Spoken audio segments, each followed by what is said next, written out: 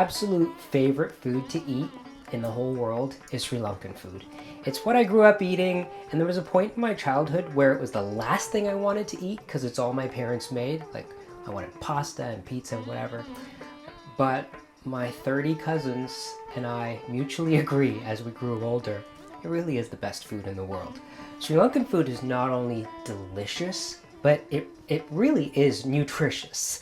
It's delicious and nutritious, and as an adult, it's the food that I actually crave the most. So today I'm going to show you how to make something that I grew up eating that you really can't find here in New York. Not in Manhattan in a restaurant. String hoppers. In Tamil, we call them Idiyappam. This is something I make about once a week or once every 2 weeks. I'll make a whole bunch, I'll put them in the fridge, and then I'll have Idiyappam either for breakfast or for dinner. Traditionally, Idiyappam is a Sri Lankan meal, but there are also parts of South India where it's a traditional food, like Kerala. And string hoppers are probably something that many of you have never heard about or seen. So this might be kind of unusual. We start with red rice flour. And this is red rice that had the husk on it that was roasted and then milled into a flour. This is not easy to find, so I'm just going to warn you. I'm showing you what I genuinely do in this kitchen. To source this stuff, depending on where you are in the world, might take a bit of work. Red rice flour. Sometimes Idiyappam is made completely with red rice flour. It becomes kind of harder and stiffer if you just use the red rice flour. So I grew up with my mom mixing it with something else. And I don't measure anything. I put some red rice flour in a bowl. And then, to make it kind of softer and more elastic, my mom would put in steamed white wheat flour. In Tamil, it's called avicha pachama. Avicha means steamed, and pachama is pacha, raw. Pacha, I think, raw. Ma is flour. Steamed wheat flour. So you can buy this now in Tamil stores. It'll have all this Tamil writing, and underneath it'll say steamed wheat flour. When I was growing up, Tamil stores did not carry this. So once every 2 months or so, my mom would put flour in a steamer, steam it, it would become a big, huge brick. She would allow it to cool, and then she'd pound it with a hammer or a rolling pin, roll it out until it was powder again, and then sift it. This was like a 3-hour job. And on top of working a full-time job, then running a business making curtains, delivering the newspaper with my dad, somehow my mom found the time to make this avicha pachama. And when I think about that, I just think that was important to her, to continue the tradition of making Tamil food at home and to not have any shortcuts. Like, she could have just made it with red rice flour, but she knew it wasn't as good. So, thanks. So I put in some of this, and proportionately when I'm making Idiyappam, I would say I use 1/4 of the white steamed wheat flour to 3/4 of the red flour. And that's my proportion. That's kind of what my mom did. You don't need a lot of it. If you don't use the steamed wheat flour and you just use the roasted red rice flour, this is gluten-free. And this is one of the things that I love about Sri Lankan food. Without even intending to be this way, so many meals are not only gluten-free, but they're vegan. There's no dairy, there's no meat, there's no cheese, and there's no, if you don't put in the white stuff, there's no wheat flour, which for a lot of people who have those restrictions, this is such a wonderful cuisine. So I put in a little bit of salt. Just a little bit. As I said, not measuring because I don't measure. And then we mix it. So I mix it up. And now we add boiled water. So the kettle was boiling on the stove. When it came to a boil, I turned it off. I let it sit for just a few minutes, like 5 minutes or so it's not boiling. But now I add the boiled water to the mix. And this is the difficult part, is ascertaining how much water to put into the mix, because this needs to form a dough that is soft, but it can't be so wet that it's a paste. And this is what my mom, I would just watch her and she would do it. And when I started making idiyappam, she showed me, and I just learned by trial and error. Sometimes the idiyappam would be so hard to squeeze because I didn't mix enough water in. Sometimes it would be a little too watery, and then it was very easy to squeeze, but then the finished result was kind of mushy, which was not good. So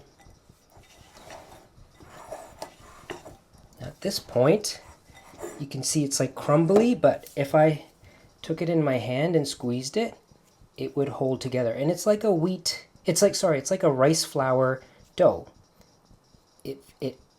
It has a different texture than if this was made with wheat flour. Like, it breaks apart in a non-glutinous way because of that, because it's rice flour. Okay, this needs a little more water.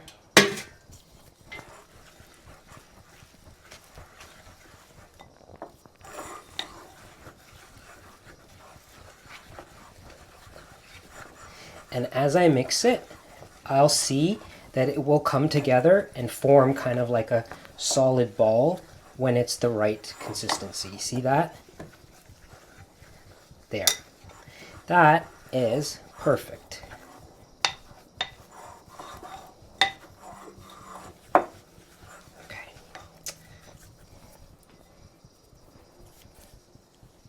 I take off all of the precious dough because I get my abichapachama and rice flour from Toronto. When I go to Toronto, that's what's in my suitcase. I bring back the 2 bags, the red flour and the steamed white flour, and then I have it for like 6 months, and when I need it, I buy it on a trip. Okay, now, this should be covered while you're working. Because it's moist, you don't want this to dry out, and it will dry out quickly, so we cover it with a plate. And now, I'm going to set up the steamer on the stove, because these idiyappams, they get steamed. And I have this, because the kitchen is so small, any tool that I have in my kitchen has to serve multiple purposes. So this is not like just a normal steamer, generic steamer. This is actually used for making another dish called idli, I-D-L-Y, or I-D-L-I,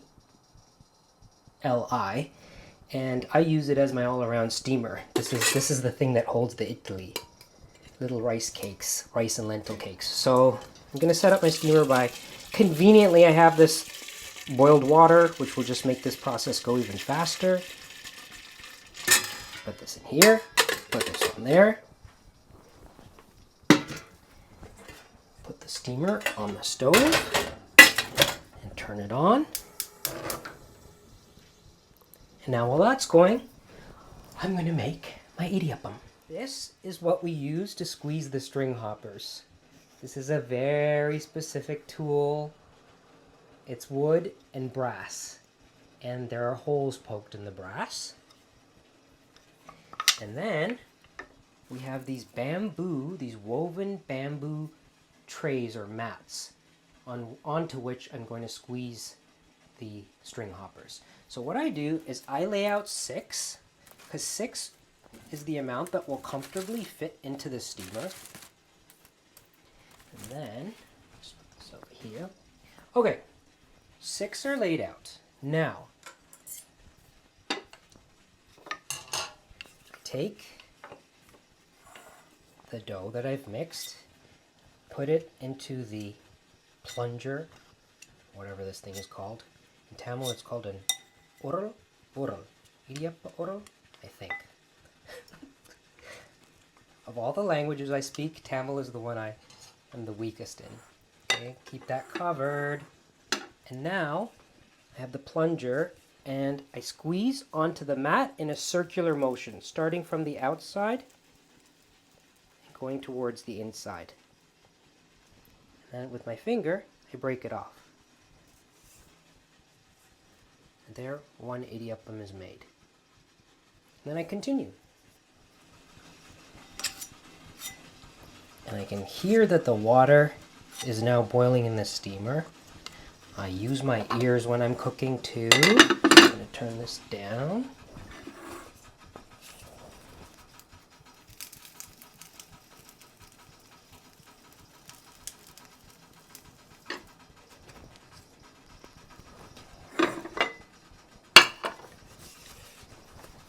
Sometimes when people visit my apartment for the first time, they are shocked that I'm able to cook big elaborate meals in this kitchen. But over the period of 10 years of living in here, you figure it out. And at this point, I don't even think about it. And then sometimes I go to people's houses in the suburbs and they have these huge kitchens, and I realize I have just as much counter space there because the counters are covered with stuff.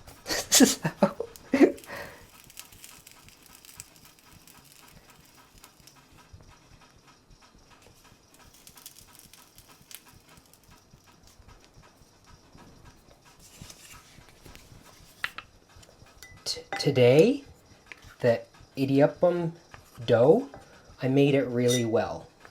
I can tell from how easy it is to squeeze this that I mixed it properly. But sometimes I think that I've mixed it properly and I go to squeeze it and it's really hard to squeeze. So if this is mixed really to the right proportion, you won't need a lot of effort to squeeze out the dough. And it doesn't have to be squeezed out in one, like, see, I have a little bit on here. I can refill the plunger and squeeze on top of it and it'll stick together. I fill this up. And when I first started making idiyappam, in my head I was like, oh, it's so much work, it takes so much time. And over the years, I've become a pro at this. Like, I can make idiyappam for me for 2 meals in 15 minutes.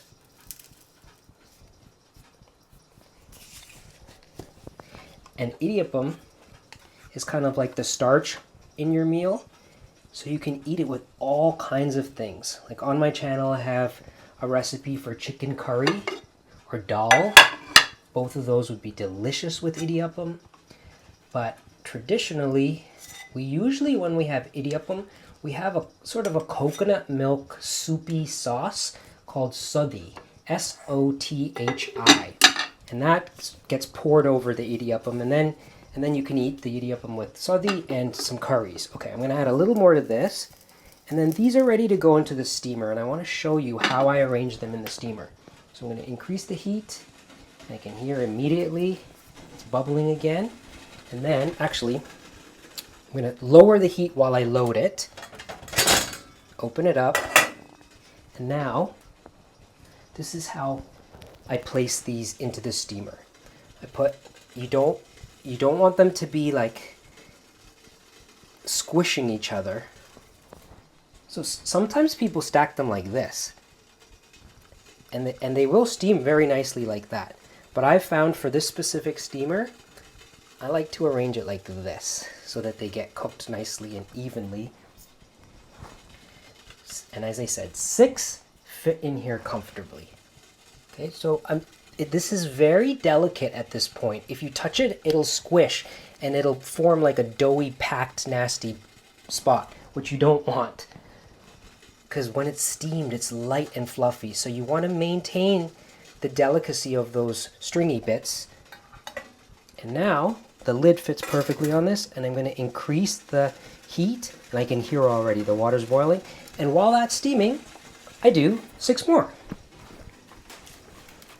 So this is my method. And it's like a sort of a conveyor belt. Those are going to come out, and then these will go in.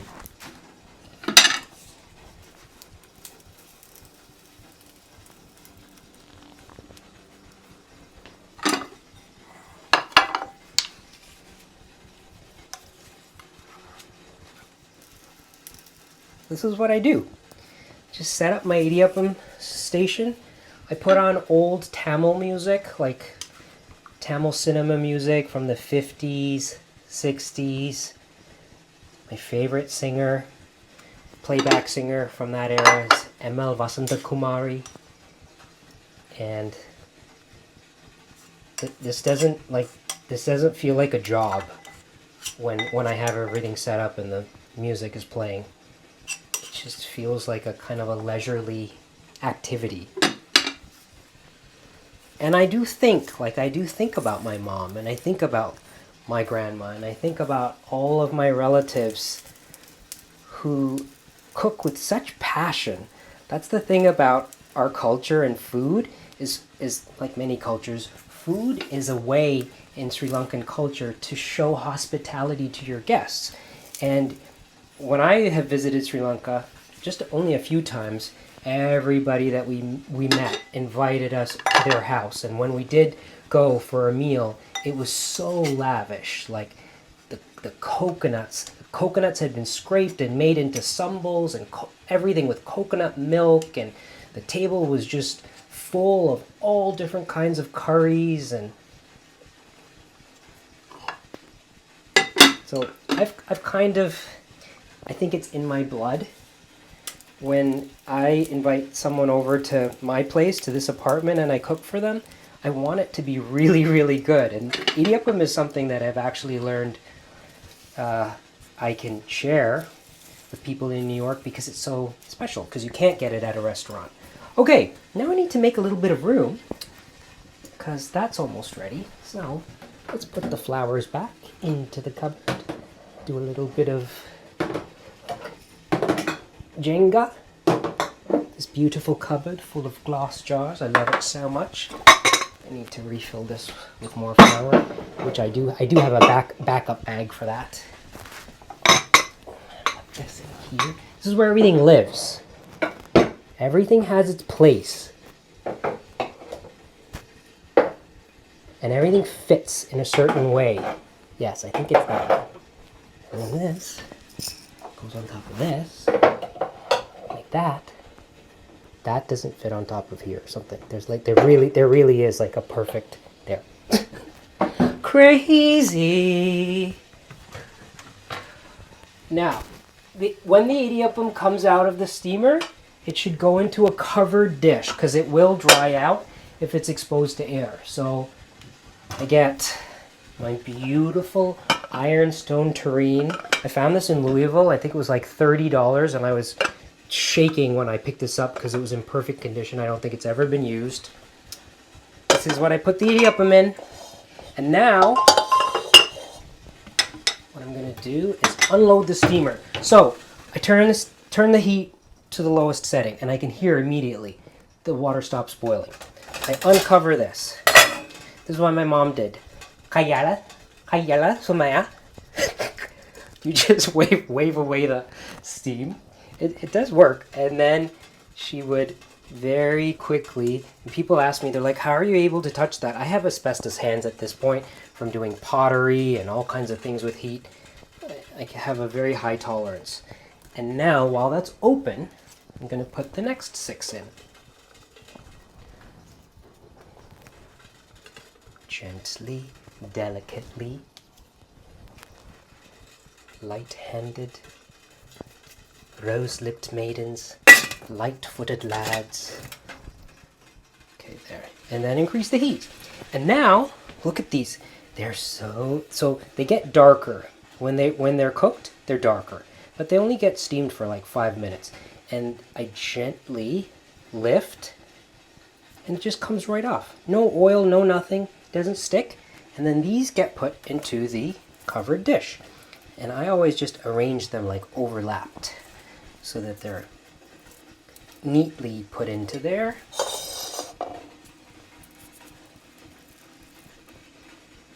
Idiyappam.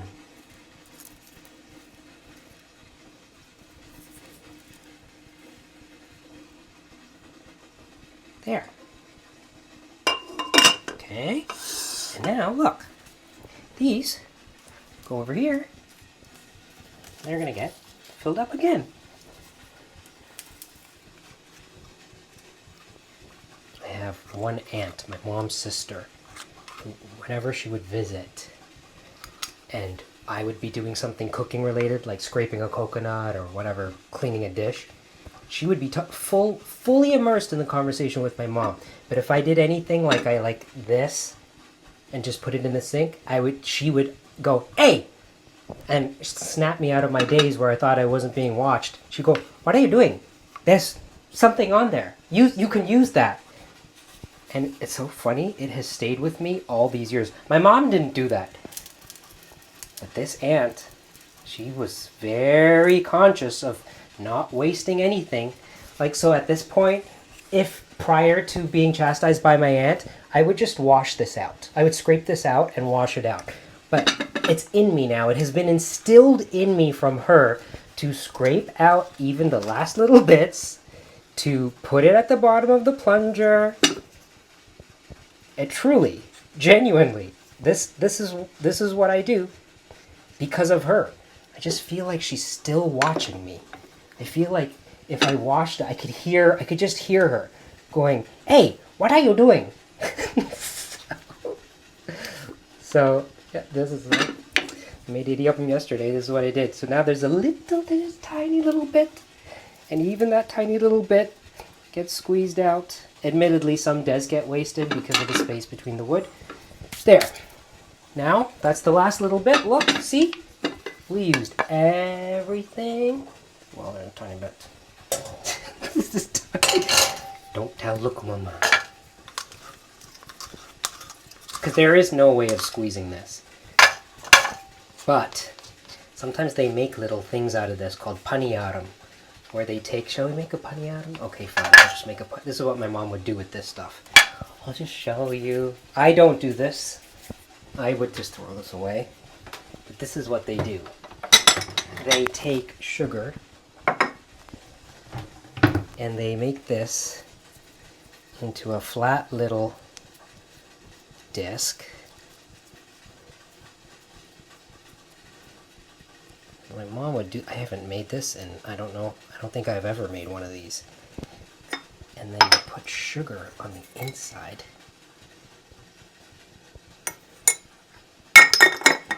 And you close it very gently so that the edges meet. Oh. Like this. And then this is going to get steamed. And when it gets steamed, the sugar melts. And it makes a delicious little, like, candy treat thing. I'm making a mess of this. When they do it neatly, so they pinch the edges and then they fold the edges over beautifully to make a nice little crimped seal, like that. Okay, there. No waste.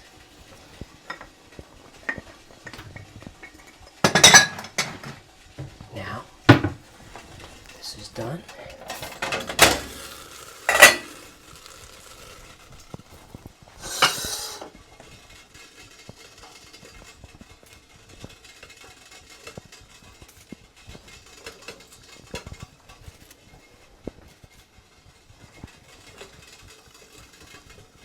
Masila umme kadale maramu yenathu vandu podile.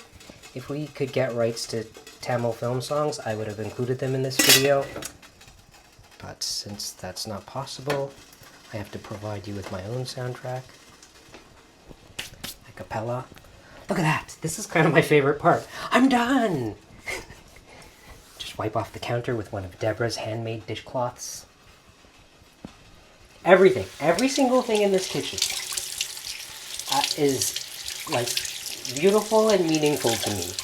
And this is where like the job of making idiyappam, it's connected to so many other things that I'm not necessarily talking about regularly, but she made this too. Deborah hand-wove this cloth, and this one is from Munich, from the Hourdolt, from the annual flea market. But this kitchen is so tiny, but it's like a little jewel box.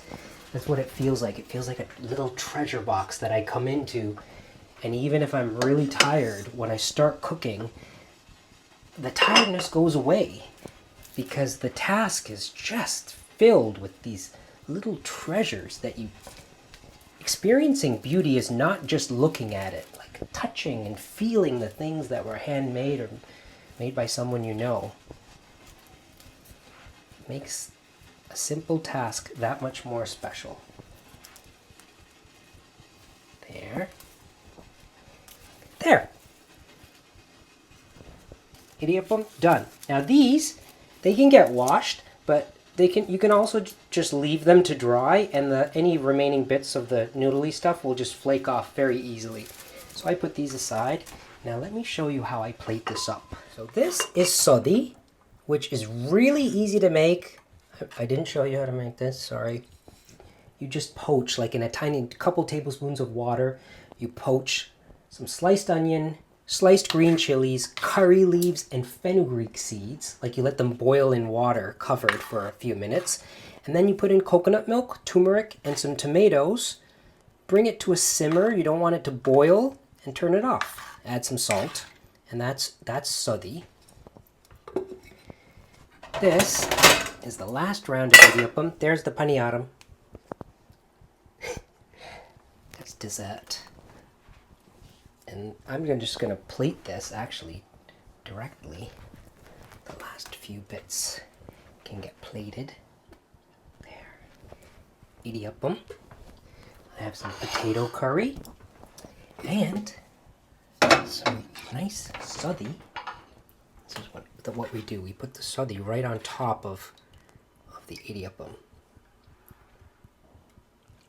Okay. And then the tradition, the way this is eaten in my culture is with your right hand and your fingers, and you don't get any food past this line here. That's how my grandmother taught us. You break off a little piece with your fingers, just your right hand, and add some potato.